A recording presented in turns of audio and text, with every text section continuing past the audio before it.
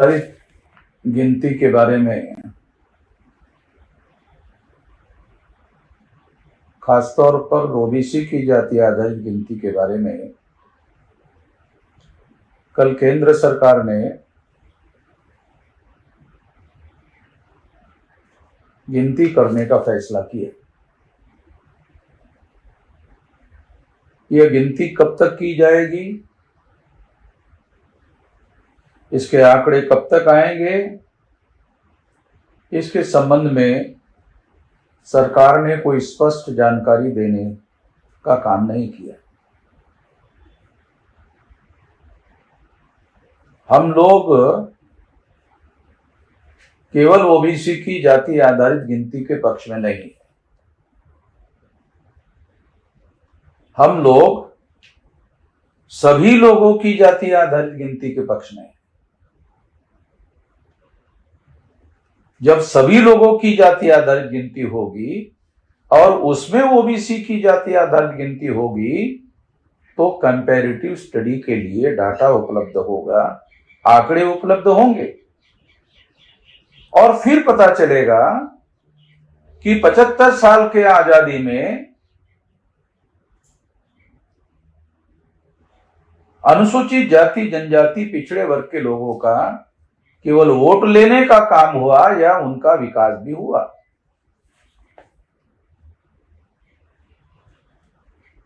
लोग कहते हैं इसका राजनीतिक फायदा नहीं लिया जाना चाहिए।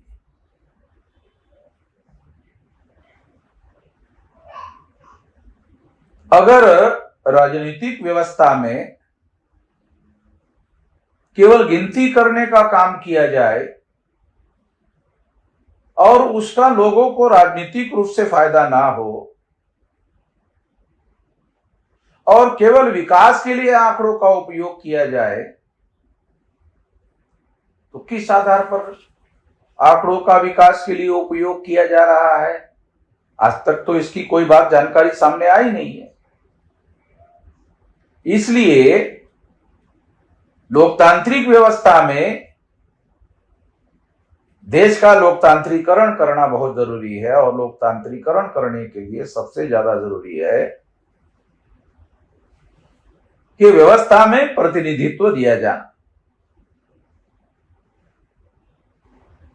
लोकसभा और विधानसभा में प्रतिनिधित्व होना चाहिए,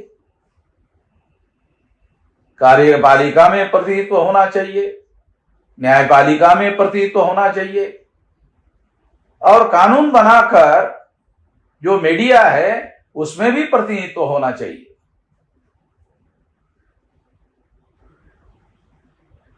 बड़े पैमाने पर नौकरियां निजीकरण के नाम पर शिफ्ट हो गई है तो हम कई सालों से निजीकरण में आरक्षण की बात को भी उठा रहे हैं। आने वाले समय में जैसे हमने पहले कहा और 9 अप्रैल को हमने जेल भरो आंदोलन किया जाति आधारित गिनती के लिए और ईवीएम मशीन के लिए, 1 जुलाई के लिए हम लोगों ने फिर भारत बंद का ऐलान किया।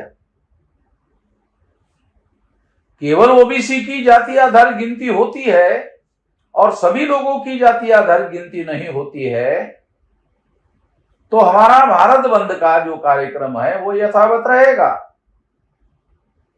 और जब तक आंकड़े घोषित नहीं होते तब तक भारत बंद का कार्यक्रम यथावत रहेगा, क्योंकि इन लोगों पर यकीन नहीं किया जा सकता जो पिछले 75 साल तक आजादी में धोखाधड़ी करते रहे और केवल 3.5% लोगों का शासन बहुसंख्याक लोगों के ऊपर थोपते रहे। आजादी के नाम पर आजादी की लड़ाई लड़ी गई तो क्या 3.5% लोगों के लिए आजादी की लड़ाई लड़ी गई? मगर आजादी के जंग में सभी लोगों की हिस्सेदारी थी तभी तो आजादी मिली। मगर आजादी में हिस्सेदारी क्यों नहीं मिली? अगर आजादी में हिस्सेदारी नहीं मिली तो आजादी में इन लोगों का ही कब्जा रहा। इसलिए सभी जातियों की गिनती होनी चाहिए, सामाजिक आर्थिक आंकड़े भी इकट्ठा होने चाहिए और केवल आंकड़े इकट्ठा नहीं होने चाहिए, उसे सार्वजनिक किया जाना चाहिए। अगर सार्वजनिक नहीं करते हैं तो केवल आंकड़े इकट्ठा करने का क्या फायदा? जनता के सामने सारे आंकड़े इकट्ठा होने चाहिए और जनता को वो आंकड़े सारे के सारे दिखाए जाने चाहिए, ताकि जनता को मालूम हो कि देश में विकास हो रहा है या नहीं हो रहा है। इसलिए साथियों, शासन और प्रशासन में नहीं, सारी लोकतांत्रिकरण की प्रक्रिया पूरी करने के लिए आंकड़ों का उपयोग और प्रयोग होना चाहिए।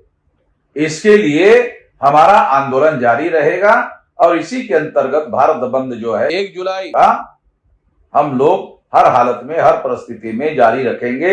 इसको पीछे नहीं लिया जाएगा। हमारे तमाम लोग भारत बंद की तैयारी जारी रखे और जब तक आंकड़े घोषित नहीं होते, सार्वजनिक नहीं होते, तब तक भारत बंद का कार्यक्रम यथावत रहेगा।